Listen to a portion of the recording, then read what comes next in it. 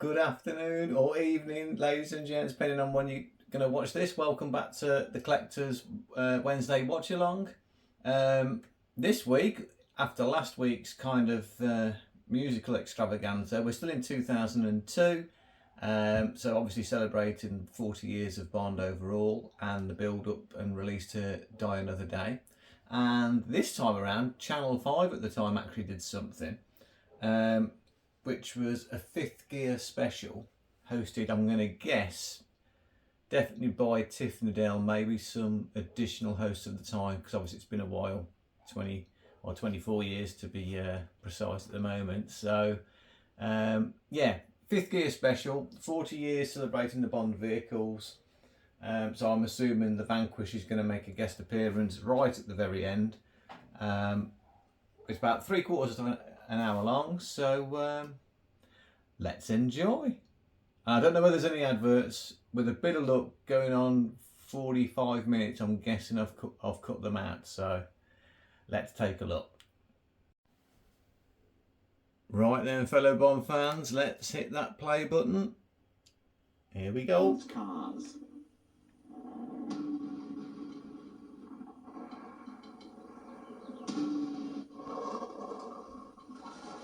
Another driver who's covered by car insurance from Morvan, sponsors of Fifth Gear.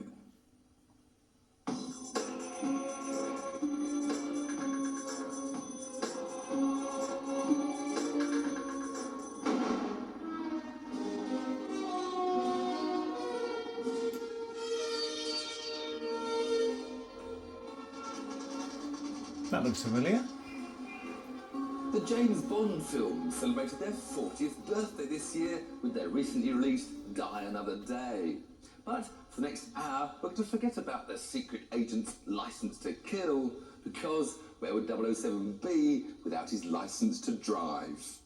Bond's amazing collection of gadget-laden cars has been a key factor in driving the secret agent's antics into cinema history. And in this Fifth Gear special, we take a look at the phenomenon that is the Bond car. That gives me, although I've never been. 7 Bonds I was involved with. That vibe. The Bond car played a very important part. I think it's one of those things that kind of evolved, you know, what could this car do? I think the way we shoot these films, the audience feel they're in the driver's seat, which is what, you know, what we really try and do.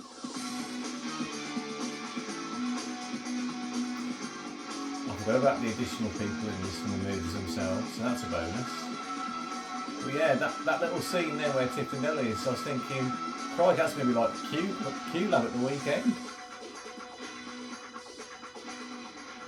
Now pay attention, 007. I never joke about my web 007. Fully loaded, I think is the term. Grow up, 007. For the last 4 decades, long-suffering Q has been handing over the keys to some of the most significant vehicles in cinema history. Unfortunately, very few have ever made it back in one piece. Have I ever let you know? Frequently.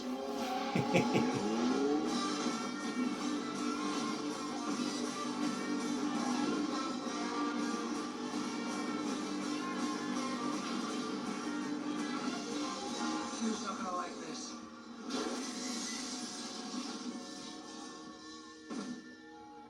Where's my bed? Oh, he's had its day, I'm afraid. But it's never let me down. Jim's orders, 007. You'll be using this Aston Martin DB5 modifications. The Bond car legend began in 1964, when the producers of the third film, Goldfinger, decided that the Bentley specified in Ian Fleming's early novels was too old-fashioned, and so chose what they considered to be the sexiest British sports car of the day. This inspired piece of casting was arguably the most successful product placement in cinema history, and Bond's DB5 became the most famous car in the world. But it also very nearly didn't happen. The boys went off to see whether Aston Martin would play ball. All I heard reports whether they were very reluctant to give us, I mean, I'm sure they asked for 3 cars, one for the road, one to bugger around with, and one for special effects. I don't know that we didn't think it was much of an idea to put our cars in films, a little bit in fatigue. They were not at all happy about it, you know, how much you're going to pay and it's going to cost so much and so on. And I said, well, I can't deal with the financial side, but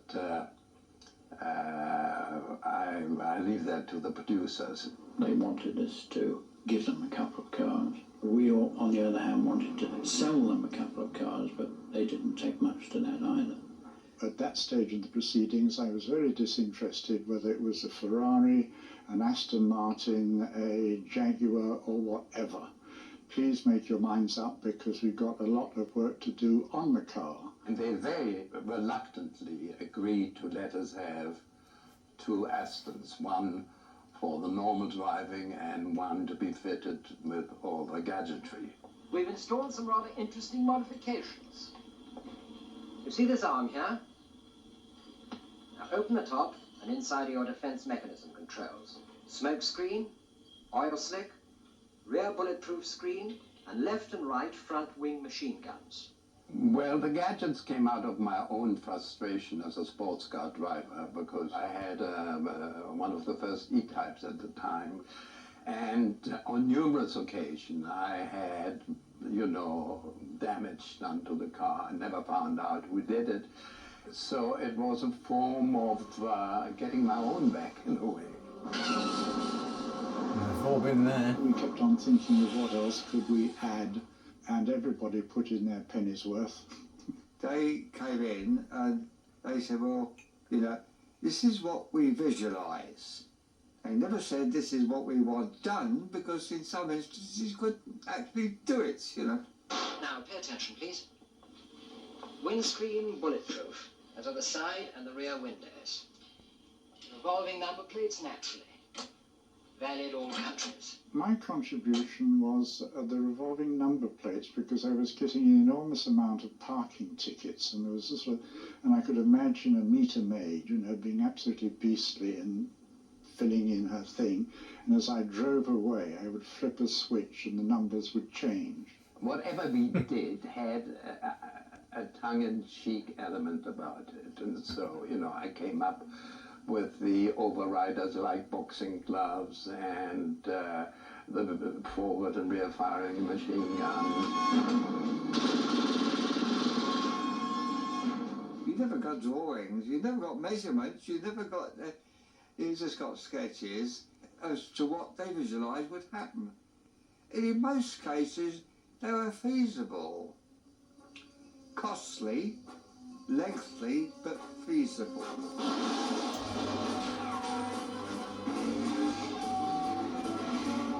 The brilliant special effects engineers on Goldfinger managed to turn most of the production team's ideas into reality, and the DB5's concealed weaponry stunned filmgoers of the time.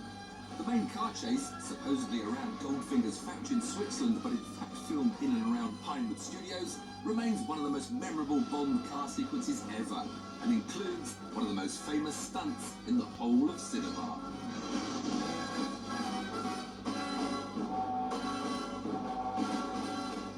You know, it's very difficult when you think back how many years, it's nearly 40 years, or 30 years, to think who came up with the ejector seat. Ejector seat, you're joking. I never joke about my Web 007. I think I probably had quite a lot to do with it because of my experience as a pilot in the Air Force, you know. I don't know who came up with it, basically, but again, it was, why would you have an ejector seat in a car? It appealed to all of us. I mean, there was no discussion, no argument. It was just the way, how can we make it work? There was quite a big hole we had to cut in the roof. When you're looking at a car, which is one heck of a lot of money, to cut a hole in that sort of car is, well, it's criminal, really, but we had to do it. Always in the writing of the script was finding a reason, so that obviously a villain says, Mr. Bond, drive where I tell you to, and that's where an ejector seat would be very good, because then you would certainly press the button and the guy would fly up.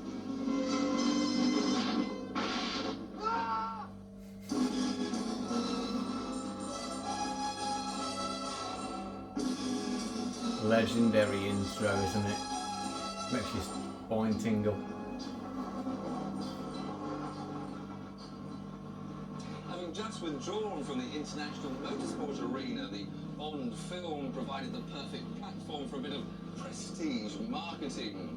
It just so happened that the DB5 was one of the best Astons ever built. It was beautiful to look at and brilliant to drive. The combination of the two doubled production overnight. It had a staggering effect, and in the end we couldn't make DB5s fast enough. We had no idea of the success that the Aston Martin was going to have and all the gadgets were going to have, so that it was, we knew it was fun, but that it was going to become historical, we had no idea. The sales of Aston Martin went up by something like 50% or even over. And after that, I never had any more problems getting cars from one.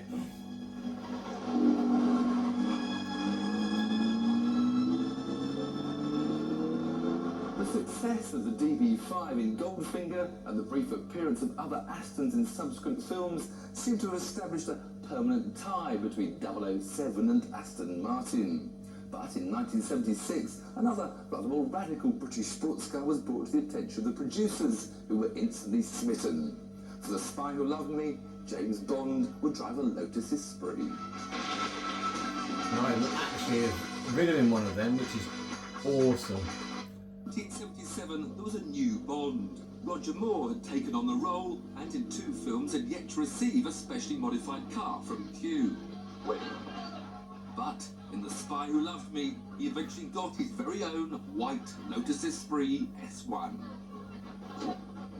Good morning, Major Boothroyd. Morning, Major. Look what Q's brought for us. Isn't it nice? We had decided we have to give Bond another and the latest British sports car again.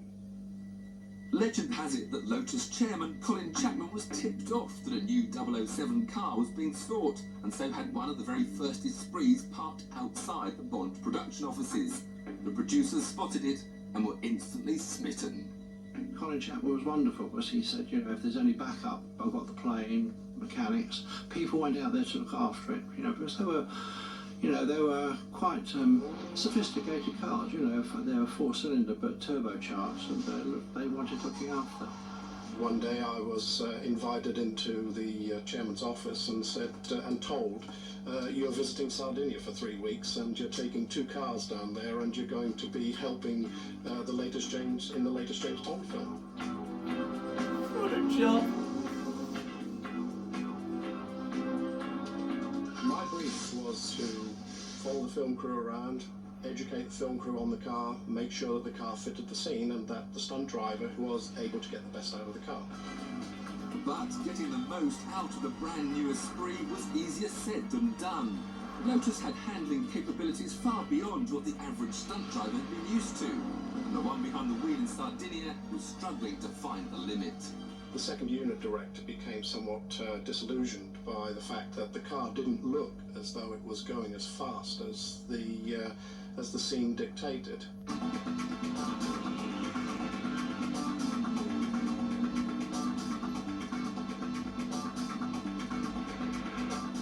By some fluke or accident, whatever you like to call it, I happened to drive the car when the second unit director was getting particularly upset, and just drove the car as it could be driven, and he said, "That's how I want the car driven."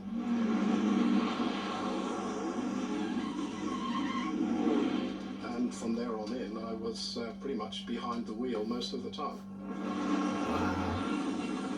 The favourite scene is the, and most exciting for me, was the one driving underneath the helicopter. I had to round a corner as fast as the car could go, lots of explosions going on around me, and then in front of me was the helicopter pointing at me, and closed my eyes and went underneath it. That's a story for your kids, let alone your grandkids, isn't it? A 3-week exercise turned into a 7-week exercise purely and simply because everybody started to think of new ideas and new scenes and bits got added in here, there, and everywhere, and it was good. You know, it was something that 25 years ago, and I remember it like it was yesterday. Amazing. Good though the driving was in The Spy Who Loved Me. Mention James Bond's White Lotus Esprit to most people, and they'll immediately think of just one thing. As well.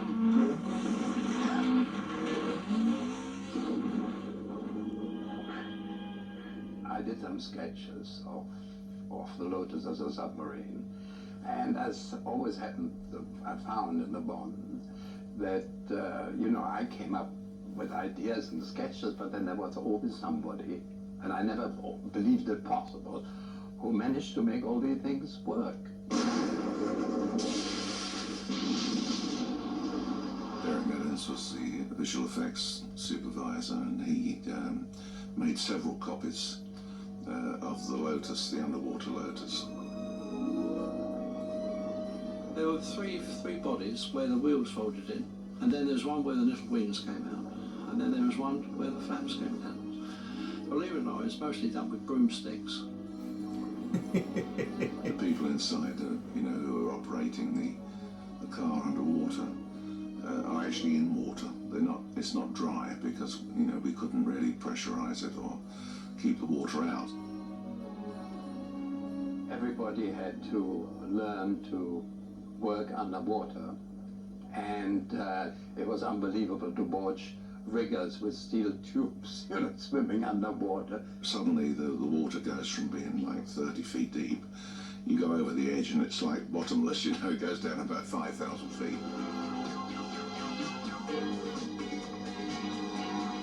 Occasionally they get the balance wrong and they go over the drop-off, and there's a moment's panic where they're basically trying to get the thing up again, you know. Derek Meadows made kind of two models. There was a portable size and then the small one, of course, how to get the bubbles, and at that time he used an Alka-Seltzer tablet. Ingenious. He believed in brilliant simplicity, so we were shooting the scene on a beach in Sardinia, and the sea was extremely calm and clear in Sardinia, and he just towed the Lotus out of the water onto the beach, and then we replaced that same Lotus with a driving Lotus, and the Lotus drove up.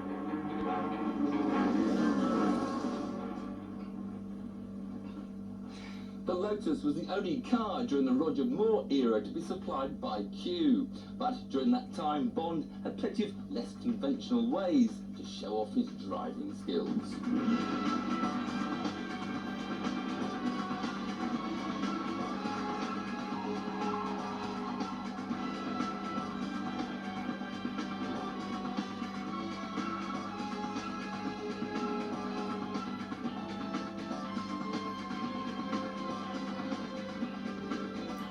Great stuff.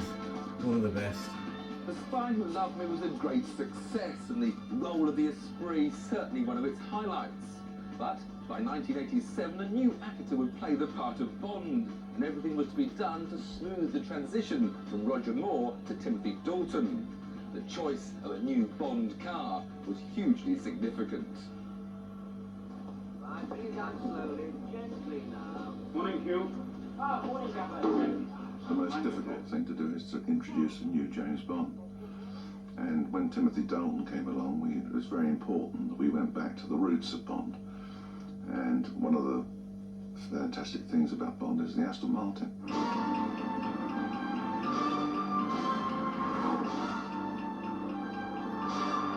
Aston Martin people were wonderful to us. They were very keen themselves, because I think the company had been brought by the management at that time, and they were keen to re-establish the mark in the eyes of the world, you know, and it suited us as well, because we wanted to re-establish the Bond identity with the Aston Martin, so it was a happy marriage. The script dictated that Bond's V8 Vantage should appear not only in its saloon form, but also as a soft top. So, keen to please, Aston Martin chairman Victor Gauntlet loaned them his own rare convertible. The idea was that we would use Victor's car as the open car. Good morning, sir. Then we would go into Q's workshop and then we'd winterise it. Morning, Hugh. We find it in Q's workshop with a couple of bods holding over the back with the hood down, a sort of hard top looking thing, and it then gets transmogrified into a saloon.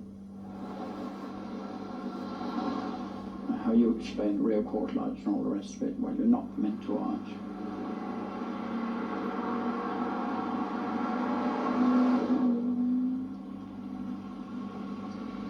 It had now been 10 years since Bond fans have been able to watch Q talk 007 through the latest gadgets on a new car. But with the Aston Martin Vantage in the living daylights,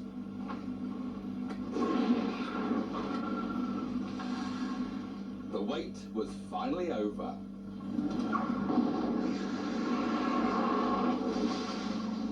We began to devise an action sequence which would encompass all the various things that we could put into the car with Q's assistance. We know what the script is, so we can invent the gadgets that suit us. There was the very exciting chase where he was taking on the whole of the Russian army, you know, tanks and what have you, and he always had a device on the car that would get in no trouble. We had the heads-up display in it with rockets and also the laser system, which was quite a good gag, I thought, with the Lada.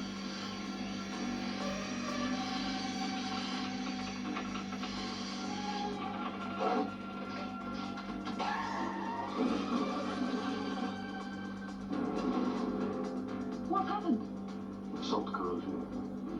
We didn't use the ejector seat again, but we put extra things on, like skis that came down for when he's may find himself on the ice somewhere.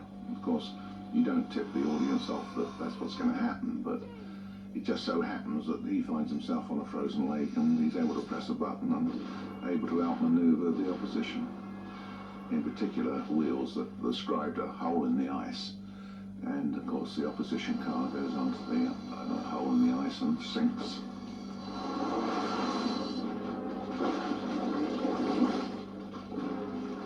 And the Aston Martin, on several occasions, we almost lost it. It almost sank in the ice. You know, several times it broke, partially broke through the ice, and we had to drag it out quickly.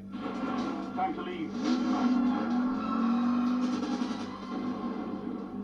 We all had our hearts in our mouths every time a vehicle was going over somewhere where we knew was a bit suspect.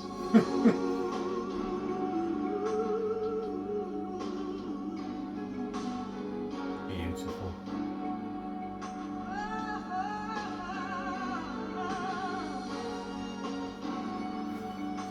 And another classic song. with the living daylights, Aston Martin seemed to have regained their place in Bond's affections. But it would be a short-lived reunion.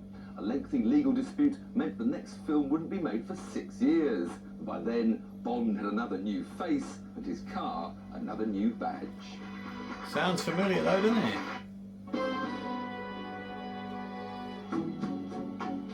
In 1995, after a gap of 30 years, an Aston Martin DB5 was back in a Bond film, but only to establish new boy Pierce Brosnan at the beginning of GoldenEye. 3 decades earlier, the Bond team had to virtually beg for vehicles. But now, manufacturers were queuing up to cooperate. And the surprising announcement was that James Bond's next car would not be an Aston Martin. Stop this car at once! But a BMW. We do quite a large amount of product placement, and this really was the cream of product placement. So we began a relationship with the Bond organisation with the Z3. Right, now pay attention, 007. It was the launch of the car, effectively. It was the first time the car had been seen. Points radar. British industry had fallen on hard times, really. We had to go with a German manufacturer. What happens when we go around to make these stunt sequences with these cars, it's necessary to get a lot of cooperation from the manufacturer. There was a huge enthusiasm for Bond within the BMW organisation. I think the chairman was a particular fan, which always helps. The deal with BMW was done relatively late in the production of GoldenEye, which meant there was precious little time to film its involvement. And because BMW determined that no one should see their new model before the release of the film, security was tight. It was so under wraps at that time, it was locked up by their technicians every night, and we weren't allowed to really do too much to it. It's pretty cosmetic. We had the various kind of gadgets that were just shown, if you remember, in Q's workshop. So the involvement of the car was kind of minimal. Now, this I'm particularly proud of. Behind the headlights, Stinger missiles. Excellent. Just the thing for unwinding after a rough day at the office. Need I remind you, 007, that you have a license to kill, not to break the traffic laws. BMW mounted an intensive publicity campaign to establish the Z3 as a Bond car. The film was a big success, and BMW's faith in the power of the Bond brand had not been misplaced. The resulting interest from the general public, the buying public, was enormous, and we ended up selling almost 300,000 Z3s. And this was the real kick-off, and the global exposure that James Bond can give you, and the massive interest there is right around the world, means that a car that's launched globally, as the Z3 was, has an immediate recognition, and the brand is already built right up.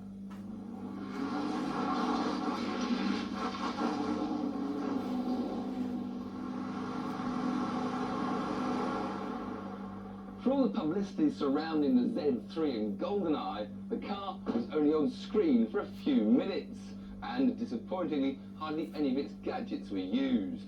But BMW fans feeling short-changed only had to wait a couple of years before seeing what Bond and a Beamer could really do.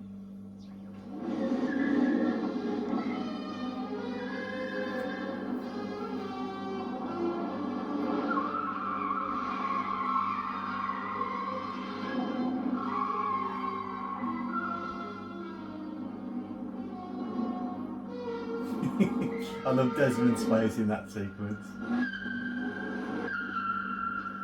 007's tricksy mobile phone in Tomorrow Never Dies must go down as one of the best Bond gadgets ever. BMW's flagship executive saloon, the 750iL, was stacked with so much Q-branch equipment it made the main car park sequence one of the best car chases for years.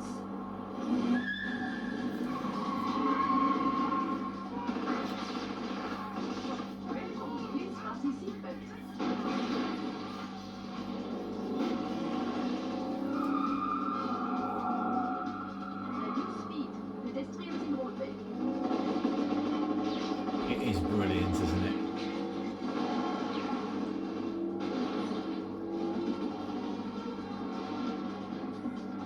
On Tomorrow Never Dies, we had the 7 Series BMWs, which we had 16 of, and I don't think we sent any back in one piece. But we had to strip them out to be able to blind drive, i.e. laying on your back.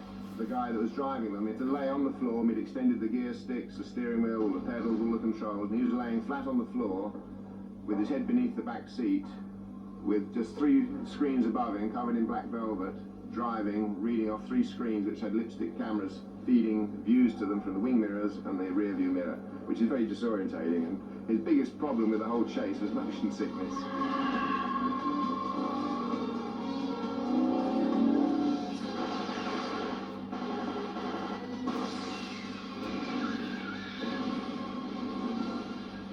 The length of time regarding the BMW things, it was, must have stretched probably over 4 or 5 months. All sorts of modifications, you know, even bullet impacts on windscreens and things like that, all had to be, you know, we had a whole factory full of spare windscreens, spare wings, spare lights, mirrors. It was a real stacked up, ready for any instance, really.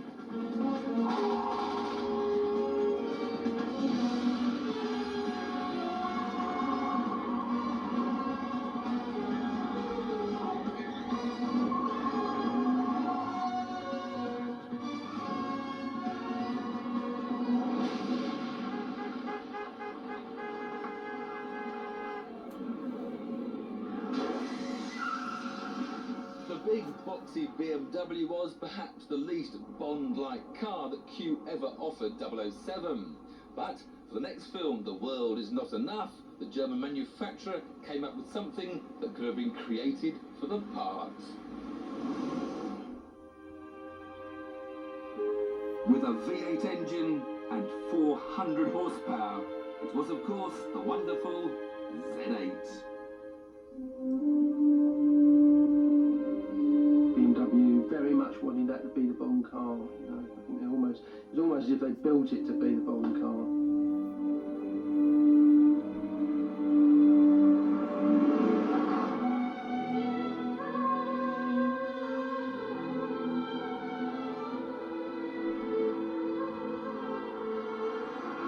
At that time, BMW only had 16 of them, of the prototypes, and they're all doing various things. And of course, you know, if they want us to use it, it was very difficult because we're in amongst their development program, and here we are trying to make a film.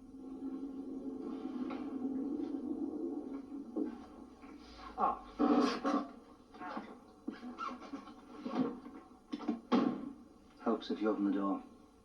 We built, I think, 3 replica cars that were identical. I mean, obviously didn't have the same engines, but exterior-wise they were identical. We had a prototype body shell to take our moulds from, and then halfway through filming we started getting perfect cars through, but early on in the film it was just our kit car.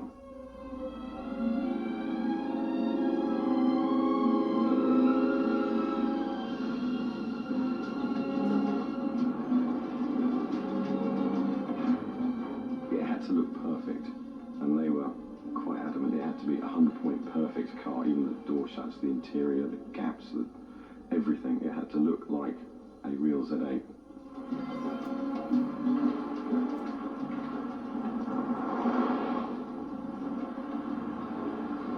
You, go back. Leave. This area is closed. FC Alexa King. James Bond. After a lot of toing and froing by various people to Munich and thereabouts, we did get all the bits and pieces that we wanted, and I think it was very successful the way it went.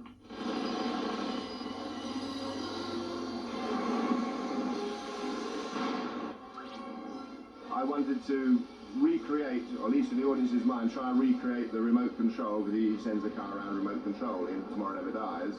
So on The World Is Not Enough, we sort of set the audience up when he's in trouble and he whistles the car up, beeps his remote control, this beautiful, sweet Z8 drives up, and then before he can get in it, we just split it right, well, he actually just gets in it, then we split it right down the middle. The audience think, oh God, they get repetitive again, and then we sort of change the tack again.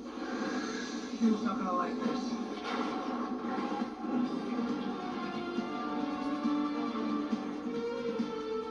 Like the Z3 before it, the Z8's appearance in a Bond film had effectively launched the car to the world. But its role in The World Is Not Enough marked the end of BMW's 3-picture deal, and the German manufacturer decided to move on. With BMW quite literally out of the picture, the Bond car has come full circle, because in the 20th film, Die Another Day, James Bond drives an Aston Martin.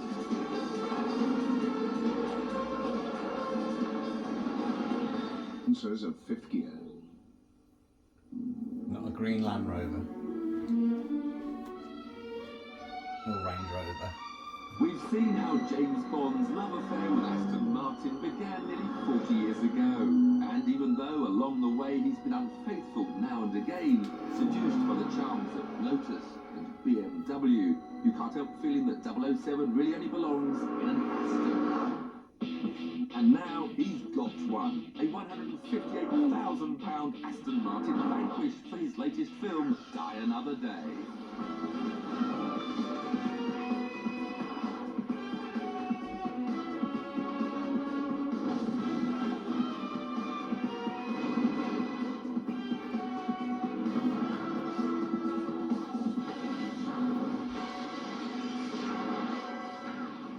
Coming back to Aston Martin has been really exciting for us, because it feels like we are again back with Bond having one of the top British cars.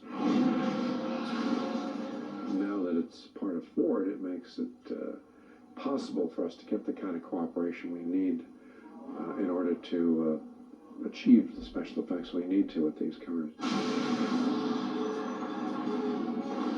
When we met everybody from the Ford Motor Group, all the kind of interested parties were there: Jaguar, Aston Martin, Volvo. They were all there, and you know, it was a kind of a unilateral thing that they were interested in helping us again. And obviously, if Bond was going to have a car, it would be an Aston Martin. James Bond and 007 and back in with Aston Martin, it is fantastic. I mean, we couldn't ask for a better opportunity for us. The cars are very prominent because not only does Bond have his Aston Martin, but there's a Jaguar that the villain has. So there it's kind of a dueling of high-tech cars, which we haven't seen before. And Jaguar was very cool as well.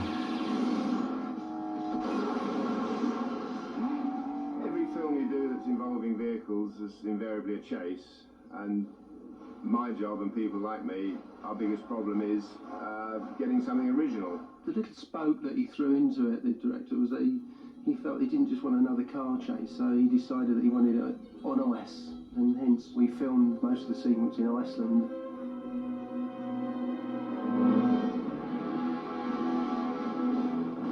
We were so lucky in finding a really, really visually spectacular location in Hoffen that I thought, well, I had a thought about it, and I thought I'd write it more like a ballet, so it's a visual feast for the audience, rather than spectacular crash, bang, explosion.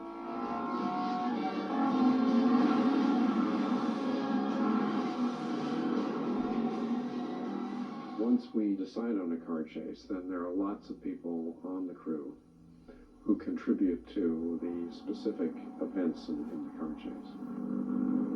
Normally we sit down, we go through it, and we try and decide how we can make it more spectacular. And we start bouncing ideas off of each other. And then once we've got a sort of rough outline of what we want to do with the car and where it's going to be done, is when we start thinking about how many we need to do the various tricks and gadgets and things like that. We've had to build 3 production cars, which for us, I mean, a car is a lot just for one car, but 3 production cars for what they call the hero cars. And then we've helped their engineers, so I have to say a fantastic group of guys who've worked with our guys to produce 4 stunt cars. And it was here, in the special effects workshop at Pinewood Studios, that each of the 4 Vanquishes and 4 Jaguar XKRs were transformed to their own individual roles. The team on Die Another Day had 8 months to turn the sports cars into stunt cars by making some essential modifications. We spent £1.25 million making them 4-wheel drive, taking the V12s out and putting racing V8s and trannies in them and everything, and front drive axles, so they're actually 4-wheel drive, because I couldn't have done the chase without that. We had the ability to cut holes in the dashboard and move things about. You know, you wouldn't want to drive on the roads with it, but it was perfectly suitable for what we wanted to do with the stunts. It would have been nice to have built a prototype, tested it to death, and then gone, well, we'll build 8 of those. But we didn't have that luxury. We had to start building 8 cars and test the first one we finished, and then change anything that didn't work. So the pressure was on all the time. We had this definite window of a frozen lake in this month or whatever. It had to be done in that time, or otherwise it was a complete waste of money. In the end, everything went by boat to Iceland. It was 15 containers, I think, purely of car equipment. When we got there, it was appalling. You couldn't even stand up. You couldn't see. It was just a total white-out blizzard, and it was just a survival issue to start with. We didn't know how we were going to survive up there, let alone film anything. When we first ran the cars, we were bringing them back into the workshop at night, and they would freeze solid, so the whole axle, the calipers, the wheels were full of snow.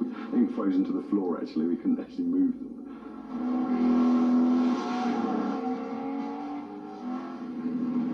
But just keeping the cars going was only one of the problems. The ice wasn't really as thick as we wanted it. We then decided to put inflation bags in all the cars.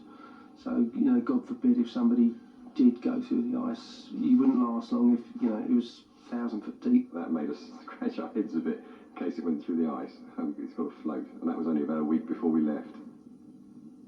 We do try to be different, and we're always striving to kind of come up with things that have never ever been attempted before. And it's very difficult, there's a lot of competition out there. Each Bond film needs to be bigger and more spectacular than the last. So the pressure is always on to improve 007's options list and create ever more outrageous gadgetry. We can have machine guns, which will fire. And we can put out a set of rockets, which will fire pyrotechnically. That's his sort of forward-firing lower arsenal, if you like, and the forward-firing or all directions firing upper arsenal are the close and weapon support guns, which are sort of self-seeking, and they're obviously meant to fire, shoot anything out of the sky. For the very first time, the baddie's got gadgets as well, and he's got twice as many of them. There are rockets in the front, rockets in both side doors, a lethal Gatling gun in the back, and grenade launchers in the boot.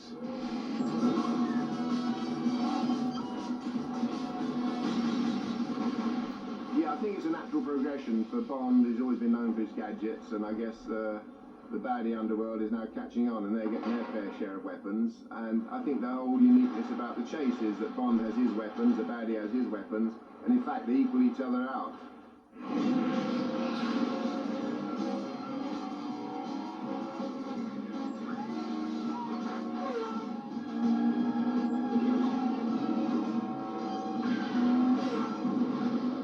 Several weeks filming on the frozen lake for the main driving sequence, the Bond crew returned to the UK to complete the remainder of the chase and all the detailed stunt work.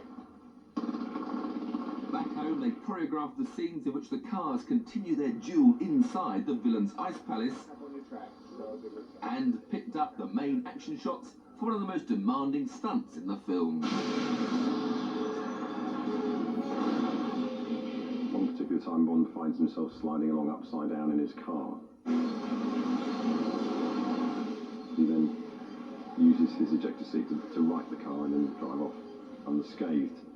Well, he might be, but these won't be, so getting him upside down is going to cost a couple of Astons, I think, and getting him the right way up will probably cost a couple more.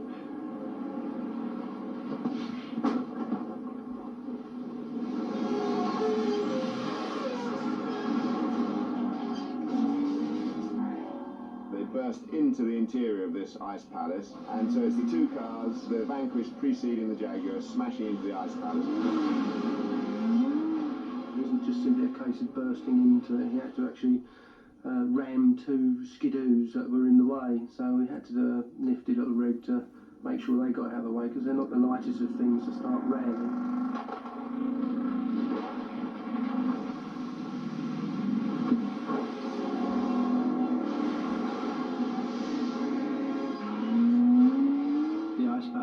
That was never envisaged first off.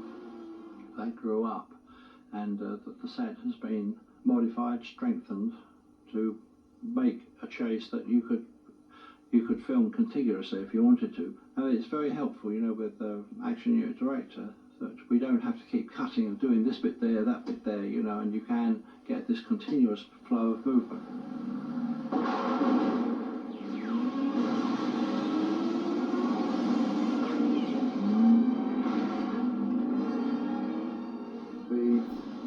Sequence, having done a whole chase inside the ice palace, it'll burst out through the wall and do like we've measured out about a 50-foot jump. We've got a double pipe ramp, so it'll jump about 50 foot and hopefully you don't bend it too much.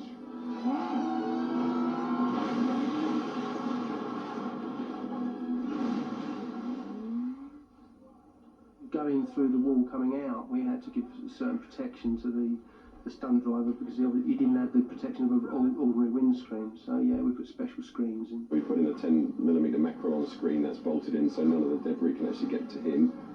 We've got runners under the car to protect the underside of the car when he runs up the tube ramp, and we've raised the car slightly just to help it on its way. And for him inside, we've rolled the seat back so he's laying down, 5-point harness. It just makes it easier for him when the car, if we do have a very heavy landing, then it's not going to jar his back or anything like that.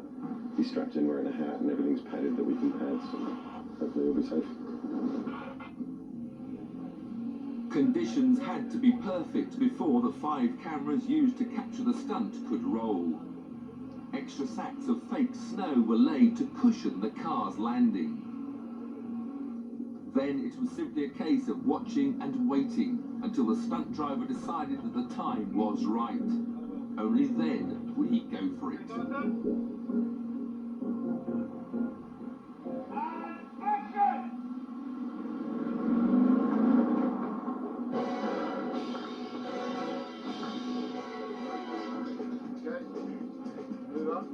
Although both the film set and the Vanquish took a bit of a beating, the end result, even by Bond standards, is truly spectacular.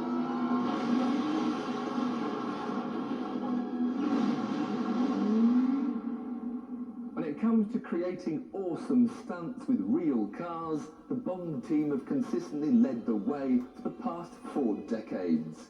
And it really can be said that nobody does it better. And Tiff Needle is currently online to answer your motoring questions at the Fifth Gear website. There you'll also find more on the competitions and items in today's programme. Log on at 5.tv/Fifth Gear. Yeah, I wouldn't try that. We may have missed the boat on that one.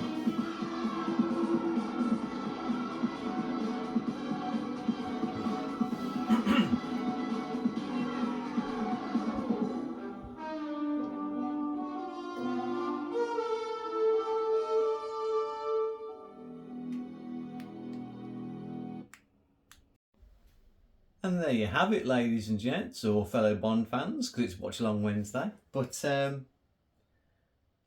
that is a perfect example. I just was thinking it was Tiff Needle and some fellow like kind of hosts or whatever. I forgot they interacted with people like Peter Lamont, Ken Adam,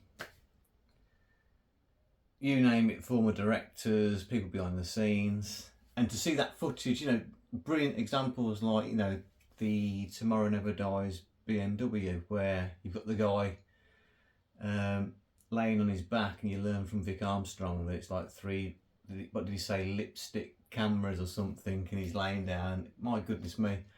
Yeah, I could understand he had motion sickness, but, and the way they, like, the relationships between the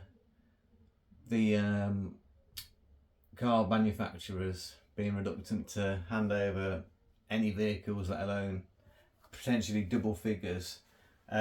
It's quite amusing. So because the comeback is, well, thousands and thousands of purchases, orders, etc. And it's quite funny that Ken Adam and probably all the people after him, like Chris Corbold and so on, that they never had an issue getting vehicles again after that. So, but who knows what the future holds. But that place that Tiff Needle was in at the very beginning of the show, I was just thinking it's quite ironic and perfect that this has been today's episode with the vehicles, bearing in mind, you know, it's Wednesday today, and in 3 days time myself along with other members of 007GB will be at QLab at a top secret location, of course, somewhere in Norfolk.